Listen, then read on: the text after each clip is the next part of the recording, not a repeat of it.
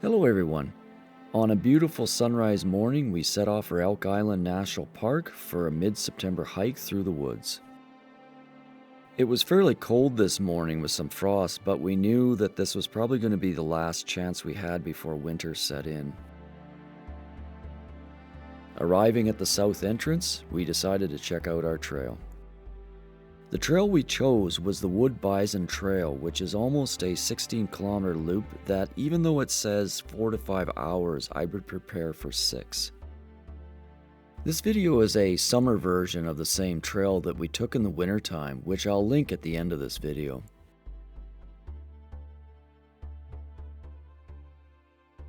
As with the winter trip that we took, it's called the Wood Bison Trail, but as you will see, we see a lot of moose along this trail, so maybe Wood Moose Trail? In fact, the nickname for this trail has become just that, the Wood Moose Trail.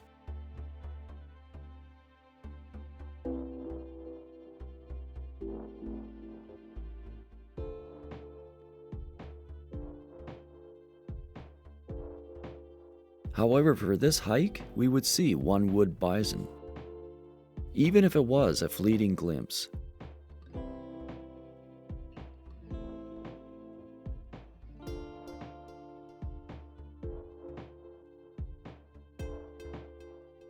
It was a cold morning with early morning mist rising from the marshlands. The morning started off at about -2 degrees, so it was a bit chilly, but as you'll see throughout the video here, it warmed up and became very pleasant.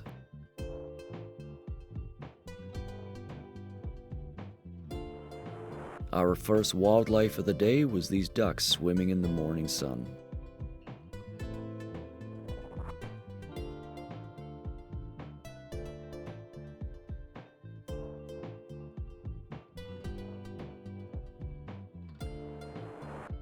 We knew that we had a long 16-kilometer hike, but we had to keep stopping for these amazing views that were coming up everywhere. Truly, it was a gorgeous fall morning.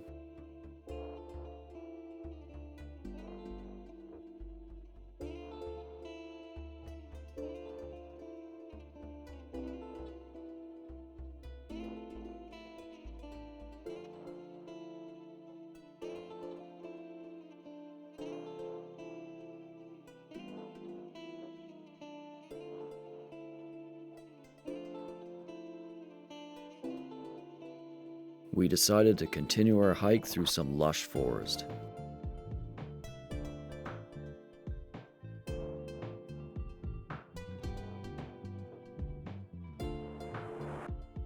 Standing and looking up at these poplars, we were reminded of a Bev Doolittle painting.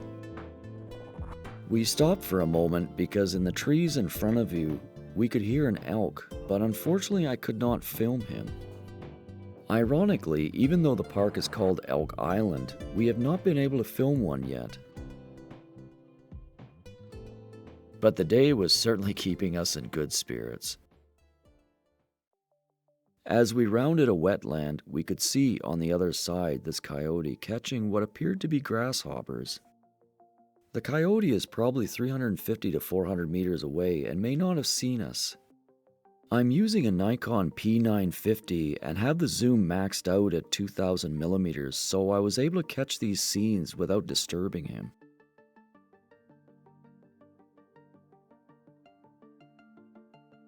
I felt very lucky to have watched him like this because they tend to be very shy and avoid humans.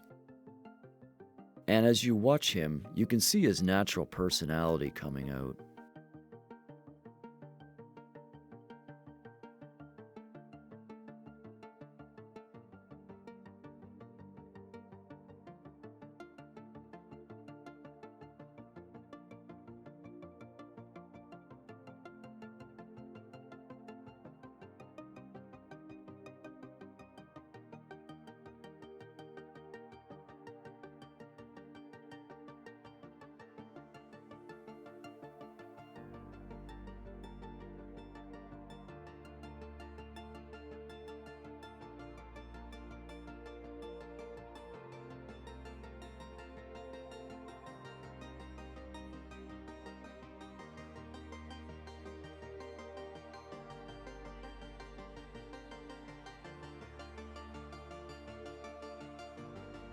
Yeah, we were seeing these all along the trail. Not sure what's going on here, but all the Canadian thistles had white tops for some reason. We continued on our way and found a romantic old stump.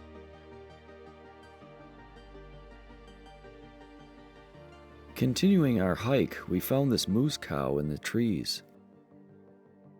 She was foraging on the leaves, but when we came along, she stopped and paused to look at us, as we did with her.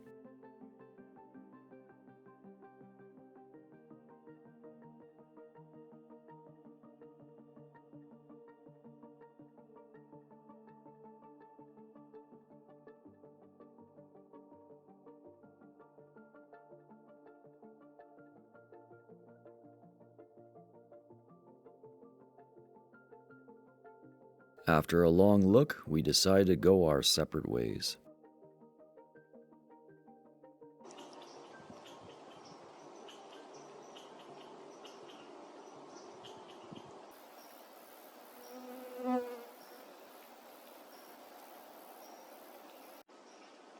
After seeing the moose, we decided it was probably time to keep our eyes more on the trees, which we had no problem doing.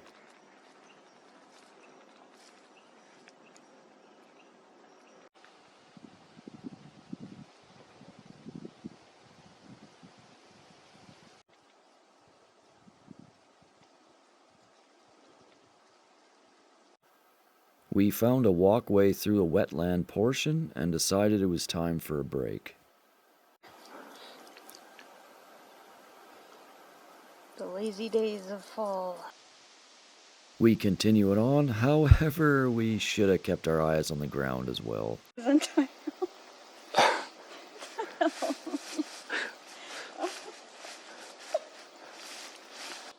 I then spotted this squirrel who could not believe what had just happened.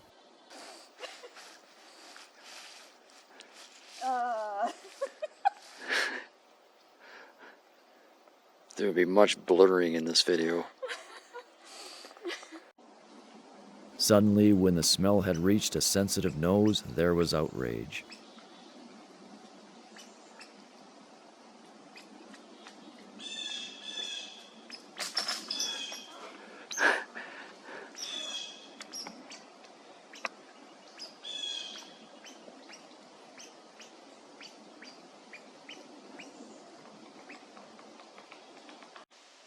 We continued on our way, and our next distraction was this recently used bison wallow. A fairly large hoof print, guessing 6 inches front to back. Along the way, we found another moose feeding on some leaves that did not seem to know we were there. At the time, I was so engrossed in filming that I did not hear the snort of another moose to the right. This was a sign of slight aggression, and where I was standing I could not see the other moose with her calf. Donna, who was to my right, could see them and was filming them, but as she said in her video, we were lucky. They seemed to be watching us only, and there was a lot of trees between us, so for the time being we stayed still. But we were very aware at the same time that this young guy still had not seen us.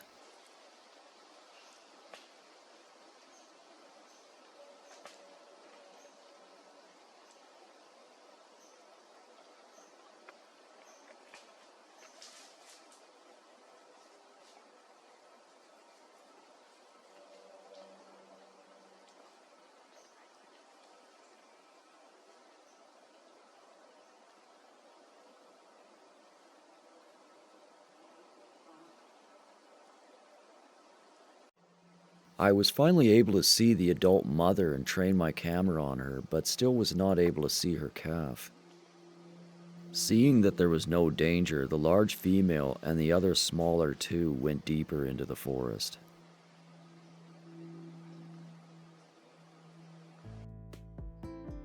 At this point, we felt it was safe to continue our hike.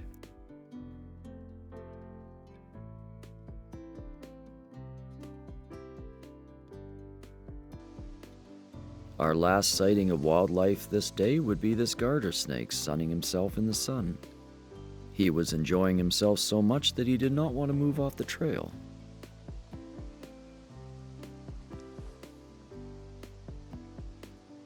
We came closer, but he still did not want to move. These guys are known as prairie garter snakes, and I grew up with these guys. I find that they bite rarely, however, recent studies have found that they are venomous. They cannot seriously injure humans though, as the venom is more suited to smaller prey, but obviously they can bite, so we got him to move into the grass and away from the trail.